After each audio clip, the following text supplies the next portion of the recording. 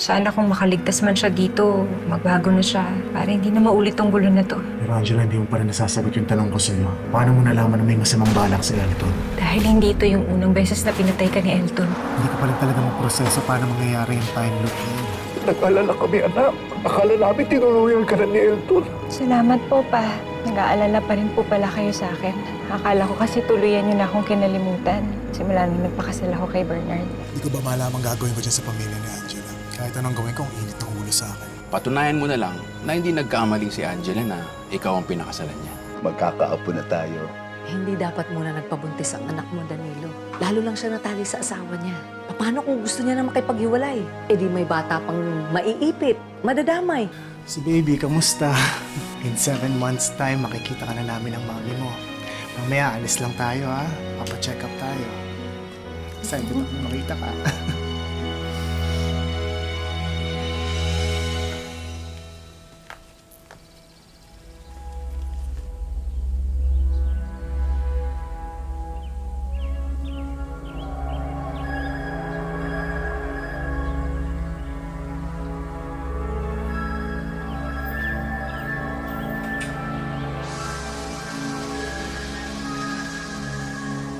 Bakit sila na naman tong nakikita ko?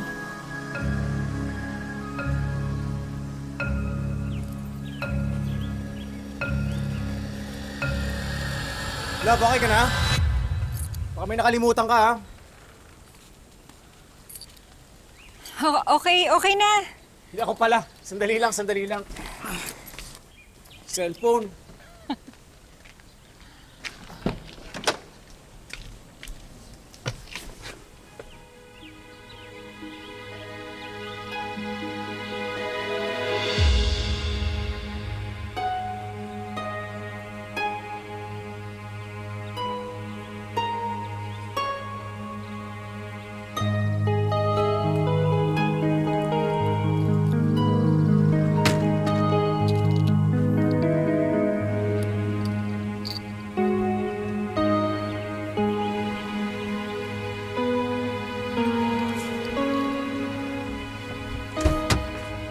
Love, anong meron dyan sa lipstick mo? Ba't mo tinitingnan?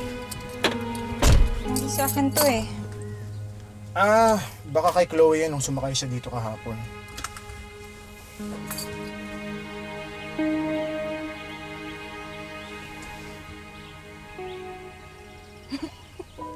Alam ko naman na wala kang ibang babaeng isasakay dito, love.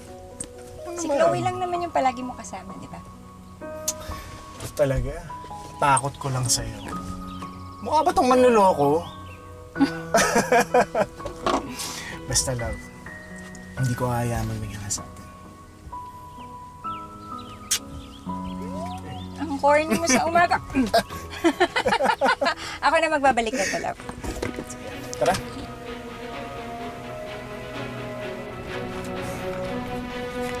Love, sandali lang. Ako na bahala dyan. Ako hindi na. Kaya ko naman. Ako na, love. Sandali lang. Sandali. Baka mapagod ka pa. Sandali. Akin na. Magpahinga ka na muna dun. Sige. Ako na dito.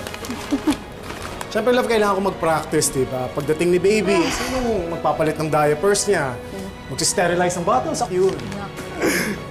Relax ka lang dyan.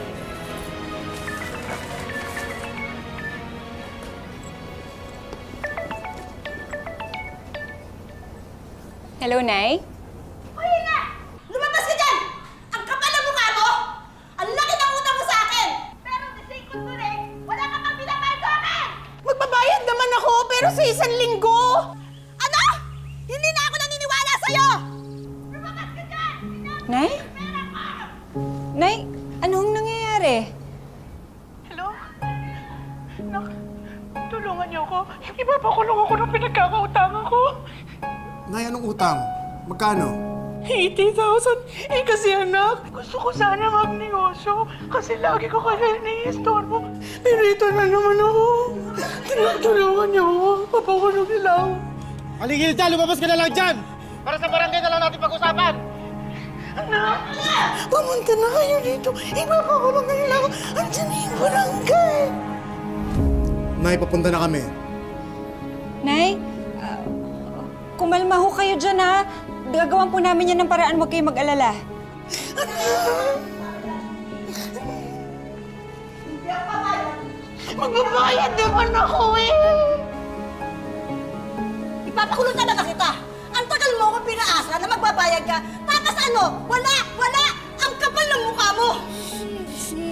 Kalma lang. Paano ko kakalma? Ayusin na ito eh. Umupo ka muna. Ang ganda na ng utang na yun eh! Paano yan, Aling Hilda? Bayaran niyo na lang po siya para hindi na po lumaki ang problema. Kapitana, sandali. Ate, pwedeng kumalma ka muna. Huwag niyo naman sigawan nanay ko.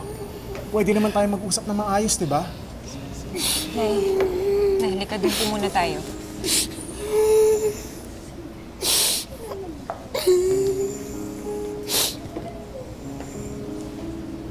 Anak, pasensya na wala naman kasi ako malalapitan na iba. Nay, huwag na po kayong umiyak. Anak, ayoko makulong. Ayoko makulong. Hindi po mangyayari yun. Gagawa po tayo ng paraan. Susolusyonan namin, pero kailangan po natin muna siyang bayaran. Anak, wala akong pera. Kami po muna gagawa ng paraan, ha? Tama na ho.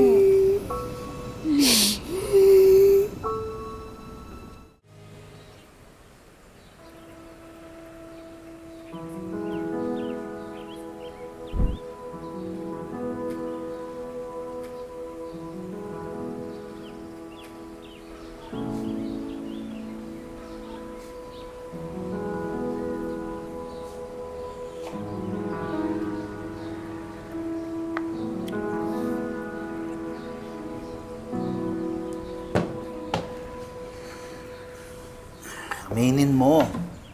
Namimiss mo din ang anak mo. Oo na, inaamin ko na. But every time I see Bernard at pati na yung Hilda na yon, tumataas ang dugo ko. Silang may kasalanan kung bakit hindi natupad ni Angela ang mga pangarap niya. Pangarap niya o pangarap mo para sa kanya? Masaya naman si Angela sa buhay na pinili niya. It's time for us to support that. I don't think ganun siya kasaya. Did you see where they live? Maayos naman eh. It could be way better, Danilo. Paano kapag pinanganak na ang apo natin? Mabibigyan ba ng maayos na buhay ng lalaking yun ng bata? At isa pa, it's so obvious na pati yung Hilda na yung kasama sa gastusin. She has no work. Eh, tama na yan, Florence. Nagiging judgmental ka na naman eh. No! I'm just stating the facts.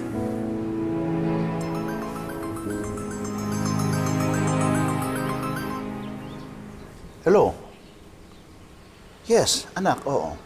Di ba po, sabi niyo sa akin kung kailangan ko ng tulong, tumawag lang po ako sa inyo. Oo naman. Kahit na ano, what do you need? Kailangan ko po kasi ng pera eh. Emergency lang po. Emergency? Si Nanay Hilda po kasi ididemanda po ng pinagkakautangan niya kung hindi po siya magbabayad ngayon. Ah, si Hilda ang may utang. Pasensya na po kayo ha. Babayaran naman po namin yan agad. Hinihintay lang po namin ang bayad yung mga client ni Bernard. No. Don't worry about it. Basta, o sige, sabihin mo sa akin magkano, tapos ipapatransfer ko lang sa'yo. Just give me the bank details. Okay? Bye.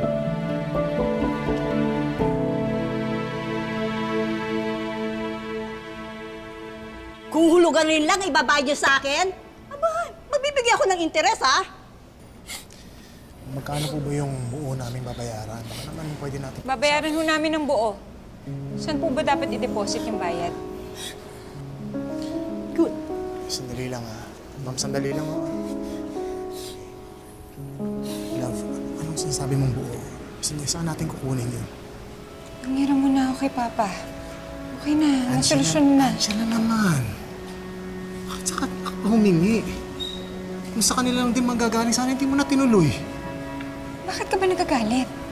At saka alam mo naman tingin nila sa akin, di ba? Ang baba-baba. Ano pa sasabihin nila ngayon? Bernard, isipin mo naman yung nanay mo. Umiiyak na nahihirapan. Yung pa rin ang nasa utak mo. Sige na, upo ka na lang. Sige na, upo.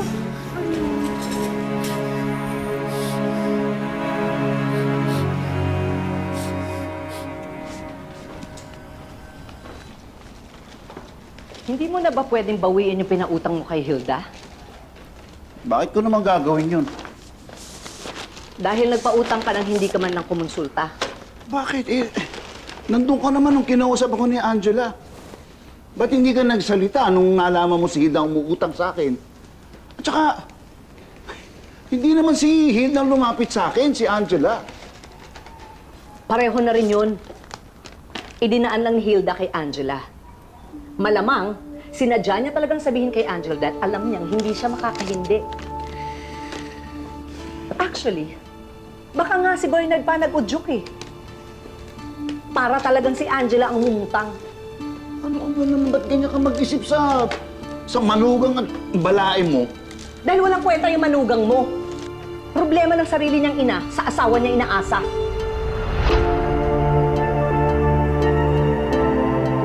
Lisa, hindi yan dyan! Doon mo ilagay yan sa ibang kabinet.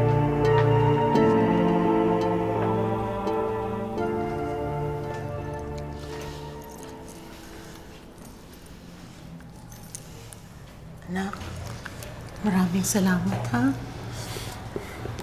Wala po yun. Okay na po yun. Oo, sa'yo okay lang, pero sa akin hindi. Malamang sama-sama ako na naman sa magulang mo. O ano-ano naman sinasabi sa akin nun. Bakit pa sila iniisip mo? Bernard, hindi mo ba nakita si nanay kanina? Takot na takot. Angela, magagawan ko naman kasi ng paraan. Pinangunahan mo lang ako dun sa problema ng nanay ko. Nanay ko rin siya. Baka nakakalimutan mo, Bernard, mag-asawa tayo. Ay, yun na nga, Angela. Mag-asawa tayo. Sana man lang kinausap mo ako. Hindi yung nagdesisyon ka mag-isa. O sige na. Mali na ako. Sorry.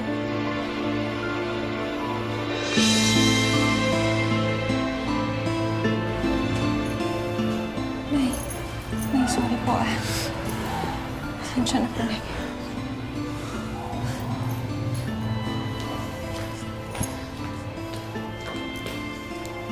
Angela. Bernard, huwag mo na siyang sundan. Hayaan mo na muna siya.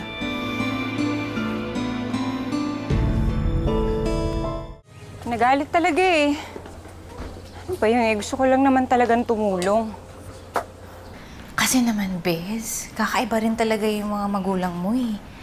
Sorry ha, pero kahit ako pag nakikita ko sila, pakiramdam ko, hinuhusgahan nila ako. Eh lalo na siguro si Bernard. Naiintindihan ko naman na ayaw niyang may masabi sa kanya yung mga magulang ko. Pero ano ba yun? Naawa lang naman ako kay nanay. Ang bait-bait ni nanay. Tsaka nung nakita ko siyang natataranta, parang hindi ko kinaya. Sa tingin ko, Bes, parehas naman kayong may point ni Bernard. Baka nabigla lang kayong pareho kasi nag-aalala kayo para kay Tita Hilda. Siguro nga. Pag-usapan niyo, Bes. Para maayos na. Ang laki-laki ng effort mo para lang iligtas si Bernard. Para magkasama kayo ulit.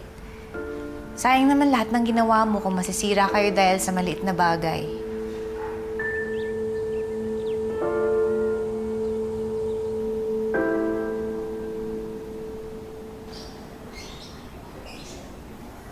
Anak?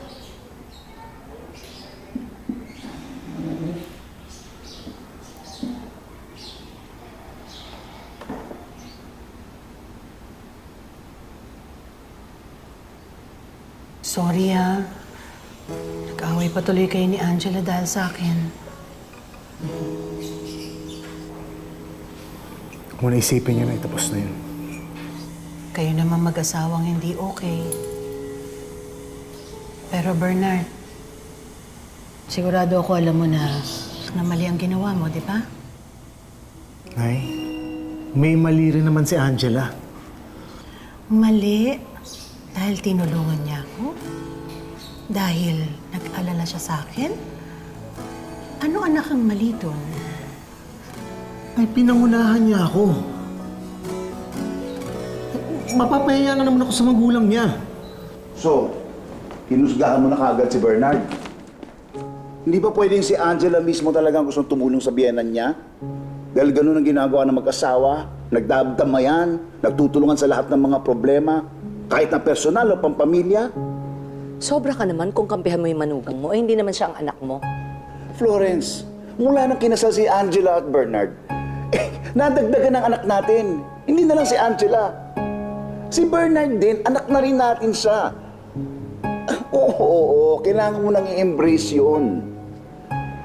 Hindi na lang iisa anak natin ngayon. Okay? Para mawala na yung tamang duda mo. Anak naman? Mas inisip mo pa yan kung sa mararamdaman ng asawa mo? Napakabait ng napangasawa mo. Anak, nakalimutan mo na ba? Pinagtanggol ka pa niya sa mga magulang niya? Ay, palagi na lang akong minamaliit ng mga biyanan ko. Lahat naman ginagawa ko eh. Pero parang hindi pa rin ako nararapat para kay Angela. Anak, tinanong mo na ba sarili mo? Kasi ako, hindi ganyan ang tingin ko sa'yo. Anak,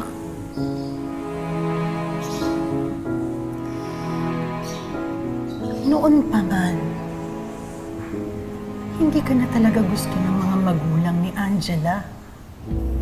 Pero anong ginawa ni Angela? Pinakasalan ka pa rin. Para sa pagmamahalan ninyong mag-asawa.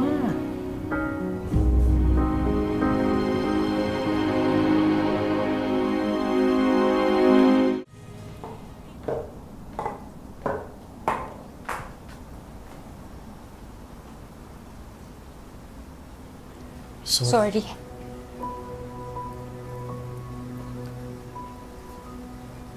Sorry, nagalit ako kagad kanina.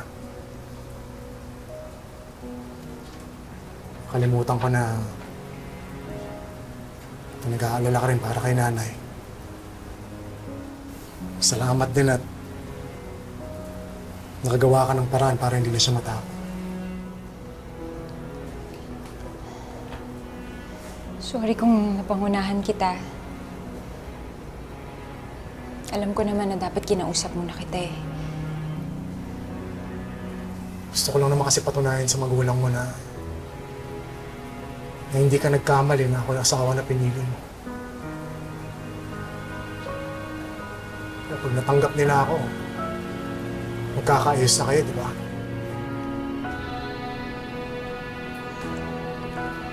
Love, gusto ko rin namang patunayan sa kanila na kaya nating dalawa.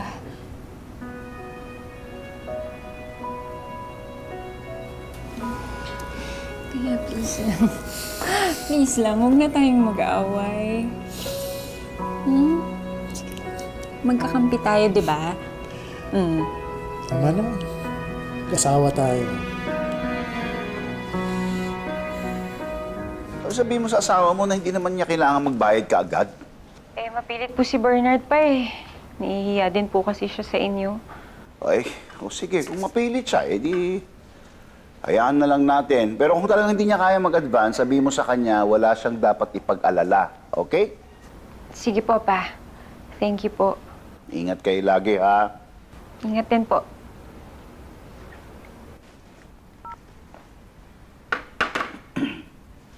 Magbabayad na at tinatanggihan mo pa?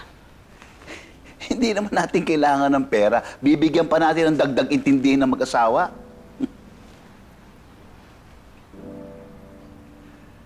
Anong iningiti-ngiti mo dyan? Eh, kasi ang sabi mo, si Bernard, inaasa lahat ng problema ng nanay niya kay Angela. O, iyan. This is proof. Mali ka. Kumikilos din siya. Oo na, At may tama na. diskarte din siya. Oo na, swerte ni Angela kay Bernard. Perfect husband ang manugang mo.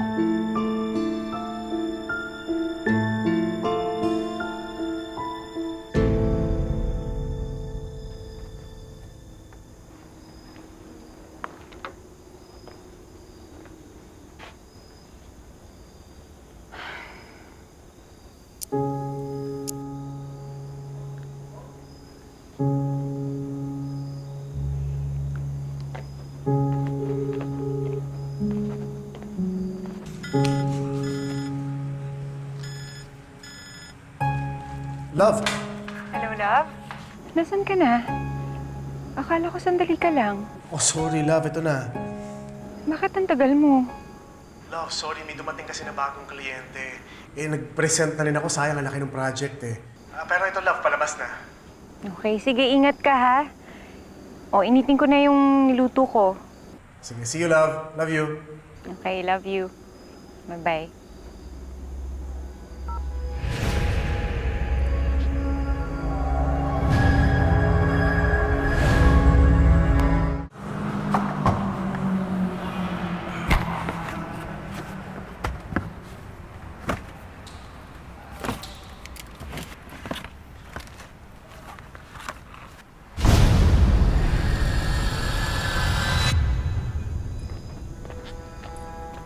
Nay, ba't ho kayo nandito? Pasok po tayo sa loob. Nagluto po ako ng hapunan. Tara po.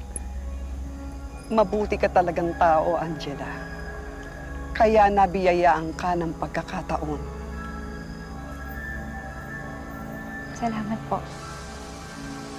Salamat din po sa inyo. Hindi dahil sa inyo, hindi ko po nailigtas yung asawa ko. Kahit na iligtas mo ang asawa mo, hindi pa rin natatapos sa mga problema ninyo.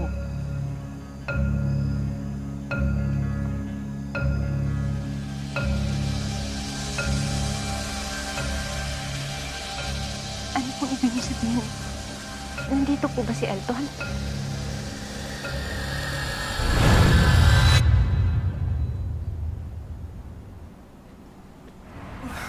Chloe! Akala ko nakaalis ka na. No, not yet. Sunduin ako ni Jerome. I also kind of wanna thank you for helping me with the client kanina. You saved me big time. So I owe you. Wala eh. No, sa akin sobrang big deal, no? Thank you talaga.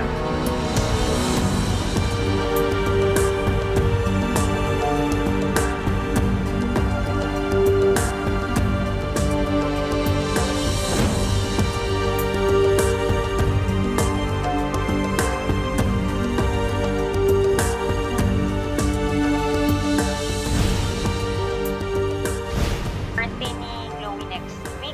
Gusto sana namin i-surprise. Pwede ka ba? Love? Lapitin ka talaga ng mga guys na mysterious, saka laging absent. Hindi naman mysterious si Jerome, no? Busy lang talaga siya. Si Boracay Boylet, remember? Kasal na sila. Bakit alam mo na kinasal na? May ibang taong gustong sumira sa pamilya ninyo. Love, alam kong pwedeng magkatotoo to. Posibleng mamatay ulit ako. May mauungkat daw na nakaraan. Kung hindi mo imumulat ang mga mata mo, maaari pa rin mawala ang taong mahal mo.